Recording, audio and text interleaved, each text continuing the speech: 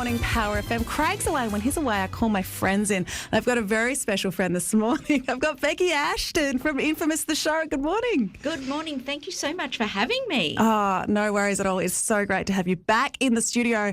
And you've got a little guest here. Yes, I've brought my granddaughter, Bindi, who is 4 years old. And guess what she's just started watching? And when I said, I'm going to see that lady tomorrow, Bindi just had to come, didn't you?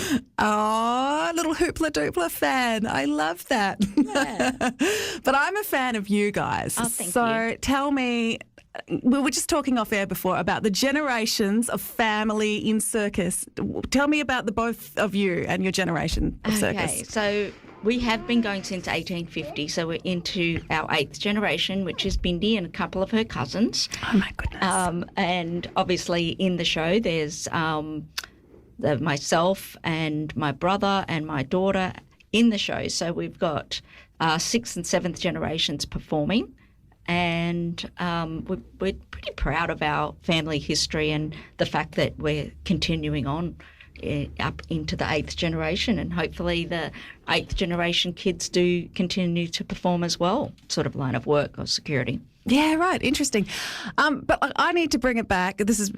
I can do a whole podcast with you. I know. Because I love talking to you. Yes, because I love talking. And I love finding out all the history. It's so interesting. And everything about your incredible family. But you guys you're parked up here, right near Murray Bridge, out in Tailem Bend. Yeah. So Pepe, your brother, who owns the circus, right? You guys are camped there until you open your show here in Murray Bridge a little later on. Tell me about camping in Tailem Bend. So our 2025 season got unexpectedly cut short. It was like so disheartening.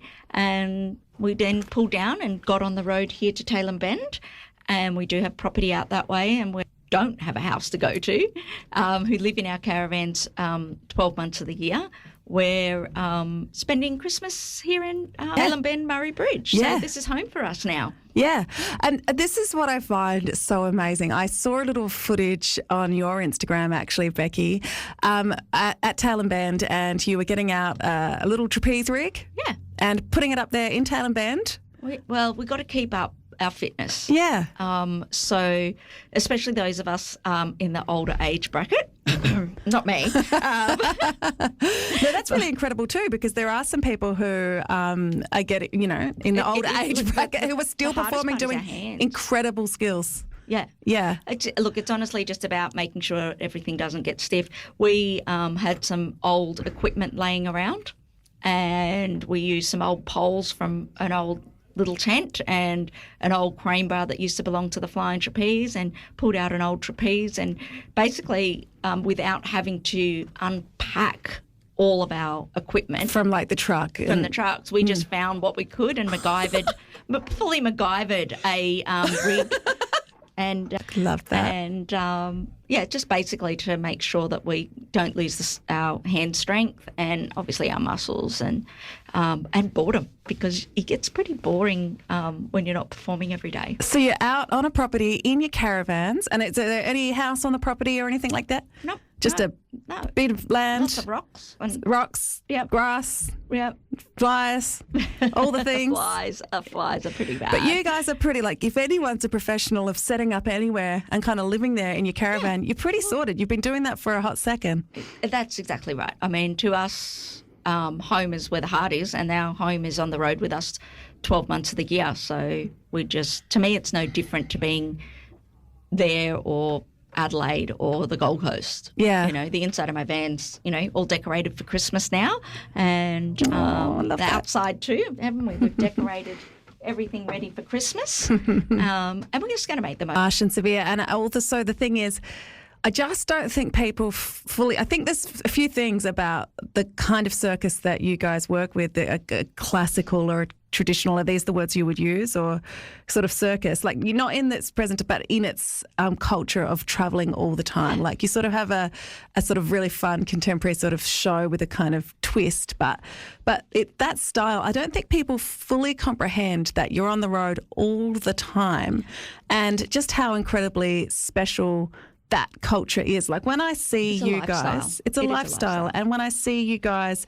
setting up, on your Insta, setting up your trapeze in Tail and Bend until your season kicks off because you had another season unexpectedly cut short, and just rolling with the punches and doing it, that creates such a atmosphere for the audience when they come to the show, because it's a different thing than an artist who might be flying in and out, not so connected to the company, not so invested with the company. Definitely. Like it's your heart and it's your soul and it's your life. It certainly is our life. And like I said, it is a lifestyle.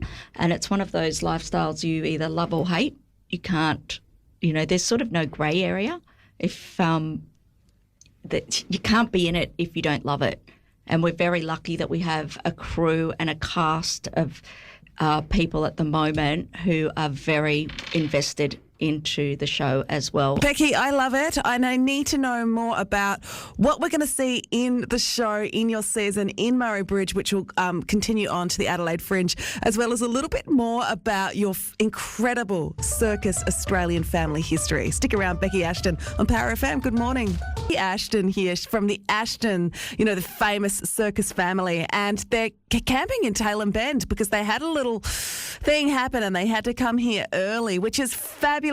And then they'll be setting up their show from the 30th of November. But what blows me away is not only their skills and their incredible show, but their circus family history. And what blows my mind is, did you say since the 1850s? Is that 90s? 1850 is when our great-great-great-great-grandfather, James Henry Ashton, got a licence to operate a circus on his own. And we've been going ever since, except for world wars and pandemics. Yeah, wow. And but then that's the thing, isn't it? I bet you get people coming up to you during show or during an interval and saying, I saw the Ashtons when I was 10 years old, or my grandparents took me, or I've been coming my whole life. Does this happen to you? All the time. Yeah. All the time. And because the show's called Infamous and there's not really the name Ashton associated on the advertising, when they walk into the foyer and they see all the performers' information hanging in our foyer, there's Ashton, Ashton, Ashton, Ashton, they're like, are you the Ashton family? Yeah. Yeah.